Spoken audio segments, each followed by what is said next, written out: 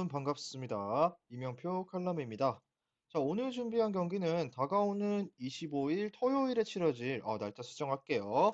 토요일에 치러질 V리그 두 경기로 준비를 했습니다. 자, 오늘의 첫 번째 경기는 남자부 경기 현대캐피털과 대한항공의 맞대결이고요. 두 번째 경기는 여자부 경기 흥국생명과 도로공사의 맞대결로 준비를 해보았습니다. 자, 그렇다면 오늘의 첫 번째 경기 남자부 경기 현대캐피털과 대한항공의 맞대결부터 지금 바로 분석 시작해 보도록 하겠습니다.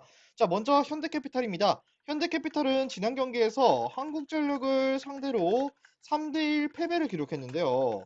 이 패배를 기록해서 부진에서 다시 한번 벗어나지 못하는 모습이다라고 볼 수 있는데요.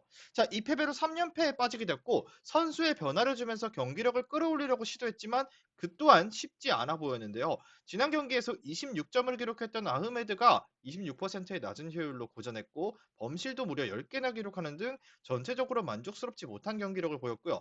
허수봉은 17득점, 차영석은 9득점을 기록하면서 득점 지원에는 나섰지만 이 둘을 제외한 다른 선수들의 페이스 자체는 나빴다라고 볼 수 있습니다. 자, 정광희는 2세트를 뛰면서 공격으로는 1득점밖에 기록하지 못하는 최악의 모습을 보이면서 교체됐고요. 교체로 들어온 이승준 역시 20%의 효율에 그쳤는데 리베로를 제외하면 전체적으로 리시브도 나쁜 상황이며 현재의 불안한 경기력을 타파할 수 있는 카드가 없다라고 볼 수 있습니다. 현재의 불안한 경기력을 잡아줄 카드가 없는 것이 김부진으로 이어졌다라고 볼 수 있습니다. 자, 그리고 무엇보다도 결국 이번 경기에서도 아흐메드에게 많은 공이 올라갈 수밖에 없는 상황이라고 보여졌는데요.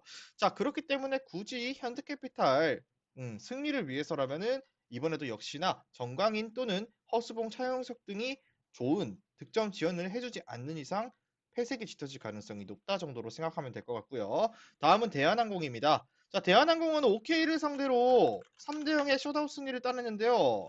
OK를 상대로 3대 0, 3대 0 승리를 기록했습니다. 자, 홈에서 강력한 OK였기 때문에 원정팀인 대한항공의 어려움을 예상하는 전문가들도 있었지만 결국 쓸데없는 걱정이었다고 예상했는데 한국전력전 패배를 빠르게 씻어냈고 이번 경기도 좋은 분위기를 치를 수 있을 것입니다. 자, 이 경기는 링컨이 선발로 나갔고 링컨은 17득점을 올리면서 가장 많은 득점을 올렸습니다. 하지만 효율 자체는 22%로 좋지 않았고 범실도 팀에서 가장 많은 7개로 아직은 컨디션 조절이 필요해 보였는데요. 링컨이 후위로 넘어갈 때 더블 스위치로 들어온 임동혁이 6득점을 62%의 성공률로 올려주었고 정한용이 14득점을 55%의 효율로 기록했습니다. 자, 결국 정한용과 더불어 곽승석도 10득점을 56%의 성공률로 기록하면서 아웃사이더 히터라인이 득점 지원에 나서서 경기를 잘 뿌려갈 수 있었습니다. 자, 이렇듯 부진한 선수를 채워줄 수 있는 선수가 벤치에 항상 대기하고 있기 때문에 결코 쉽게 무너지지 않는 대한항공을 다시 한번 볼 수 있었습니다.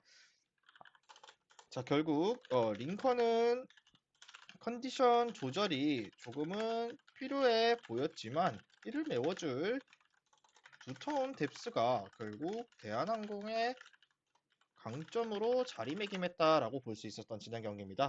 역시나 이 경기는 대한항공의 우세가 예상된 경기라고 볼 수 있는데요. 현대캐피탈은 용병과 국내 자원들이 모두 좋지 않은 경기력으로 일관하고 있을 뿐더러 흐름조차 나쁜데 대한항공은 한국전력에게 패배했지만 바로 반등하는 모습을 보여주었고 아흐메드가 좋은 성과를 낸다고 해도 대한항공의 경기력을 넘어서기는 무리라고 판단했기 때문에 이 경기는 중요 포인트. 대한항공은 부진한 선수가 있어도 두터운 뎁스로 이를 메워줄 수 있고 반대로 현대캐피탈은 부진을 메워줄 선수가 없는 상황입니다. 라고 볼 수 있습니다. 자, 그렇기 때문에 추천 조합으론 당연히 대한항공 승리, 대한항공 마이너스 1.5, 핸디승의 저득점 쪽 접근 예상해 보도록 하겠습니다. 자, 바로 다음 경기로 넘어가도록 할게요. 금일 준비한 승부식 138회차 56.10배당 조합으로 준비를 했습니다. 조합이 궁금하신 분들께서는 영상 끝까지 시청하시고 영상 아래에 고정된 댓글에 링크를 클릭하셔서 수익방 입장하시면 매일마다 승부식 주력 조합, 고배당 조합까지 한 조합씩 무료로 받아보실 수 있습니다. 자, 다음은 여자부 경기 흥국생명과 도로공사의 맞대결입니다. 먼저 흥국생명부터 살펴보도록 할 건데요. 자, 흥국생명은 지난 경기 정관장 상대였죠. 정관장을 상대로 어려운 경기를 펼치면서 3대2로 승리를 기록했습니다.